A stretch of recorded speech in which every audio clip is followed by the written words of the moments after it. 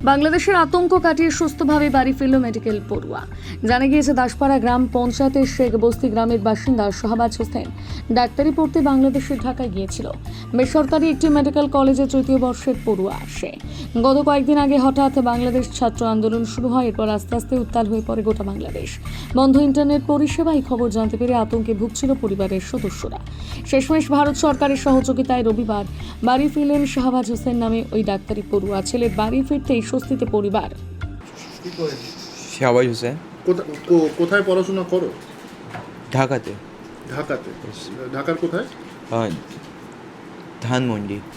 এই যে বাড়ি ফিরে আসলে, বাংলাদেশে এত অশান্তি, ওখানে যখন ছিলে তখন মনের অবস্থা কেমন ছিল? মনের অবস্থা বলতে গেলে ভালো অত না, বিকজ কেন কি আমরা কোথাও একটা জায়গাতেই হতো সবসময়, কোথাও মুভমেন্ট হতো না আমাদের। ইভেন কি আমাদের নেট থেকে সব কিছু অফ ছিল, আর একটা সব দিক থেকে জিনিস ঠিক হচ্ছিল না।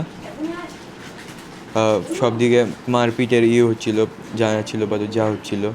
অ্যাকচুয়ালি আমরা ইন্টারনেট ইনফরমেশন অত বেশি জানি না, কেন কি যেহেতু সব কিছু অফ ওই টাইমে।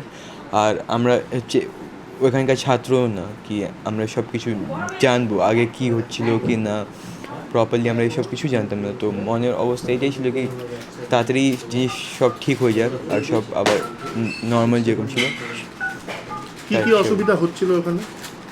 অসুবিধা হচ্ছিল কি এখন ছাত্র আর গভর্নমেন্ট নিয়ে প্রবলেম চলছিল। তো গভর্নমেন্ট আর ছাত্র নিয়ে প্রবলেম চলছিল, তো অবভিয়াসলি মেডিকেল ছাত্র যেগুলো ছিল স্পেশালি ওদের এই সমস্যাটা ছিল। তো আমরাও তো এমবিবিএসেরই, তো এমবিবিএসের যে সমস্যা ছিল, তো মেন প্রাইমারি যে হচ্ছে টার্গেট ছিলাম আমরাই, কি মেডিকেল ছাত্র আমরা, মানে সবাই, শুধু আমরা না। তো বলছি যে মানে তোমাদের কি কি অসুবিধা হচ্ছিল, মানে কি কি পরিষেবা পাচ্ছিলে না? কি সবথেকে ইম্পর্টেন্ট ছিল কি বাসাতে এইটা জানা যাচ্ছে না কি কী আছে, কীরকম আছে, ঠিক নাই না কীরকম আছে সব জিনিস। এটাই সবথেকে মেন যে এই প্রবলেম ছিল, কেন কি তুমি ওখানে কি তুই ঠিকও থাকো, বাড়ির একটা প্রবলেম থাকে কি সবসময় জানতে চাই কি সব নর্মাল আছে কি না।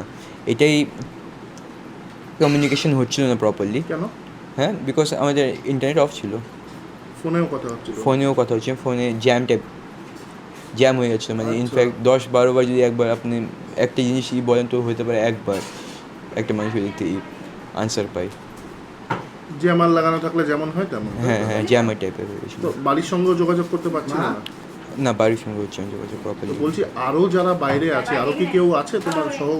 আমার এখন ফ্রেন্ডস আছে, ফ্রেন্ডস এই দেশে কলিগস, হ্যাঁ ইন্ডিয়ারই আছে, 7-8 পিপলস আছে। ওরা এখনো ফিরতে পারেনি।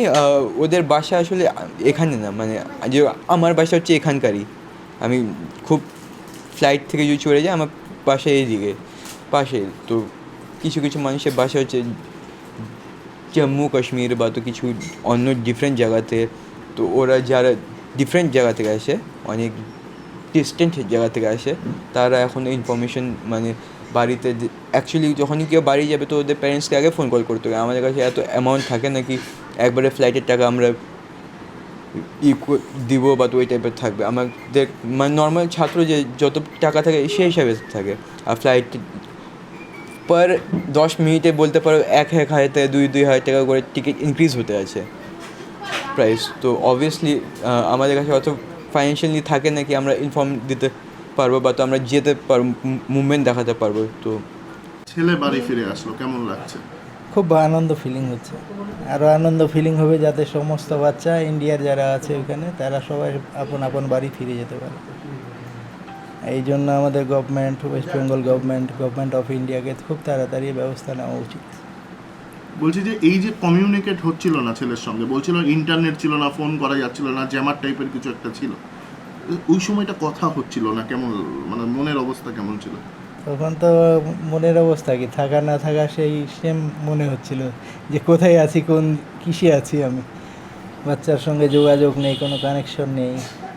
তারপরে ফোনে টপ আপ ভরে কথা বলছি, কোনো সময় ওর কথা আসছে, কোনো সময় আমার কথা শুনতে পাচ্ছি। এইভাবেই কোনো রকম শুধু চলছিল। তা ওর গলা শুনতাম তো ভালো লাগতো যে ছেলেটা এখনও ভালো আছে। কোনো রকম প্রবলেমে নেই। তাছাড়া আমি ওদের কলেজেরও দেখছি যে ওরা খুব কেয়ার নেয় বাচ্চাদের উপর। কোনো ধরনের প্রবলেম ফিলিং হলে ওরা সবাই ওদের সাথে থাকে, প্রিন্সিপাল বলেন ওইখানকার কলেজ যারা স্টাফ আছে সবাই ওদের খুব সঙ্গে থাকে, ওরা ছাড়েনি, সবসময় সাথ দিছে, ওদের পৌঁছে দেওয়া হয়েছে এয়ারপোর্ট অবধি। এটা খুব ওদের জন্যও ধন্যবাদের জানান দরকার আমাদের। আর সমস্ত বাচ্চাকে নিয়ে আসাটা আমাদের গভর্নমেন্টের খুব তাড়াতাড়ি জরুরি আছে, কেন আমরা তো টিভিতে দেখছি যে কী হচ্ছে, সেখানে যারা থাকে ওদের ইন্টারনেট কানেকশন নাই, কোনো রকম পাচ্ছে না, ওরা বুঝতে পারতেছে না, কিন্তু আমরা তো বুঝতে পারছি যে কী পরিস্থিতিতে আছে। এই জন্য আমাদের গভর্নমেন্টকে তাড়াতাড়ি রেস্কিউর ব্যবস্থা করা উচিত। আপনার নাম? আমার নাম আবিদ হোসেন।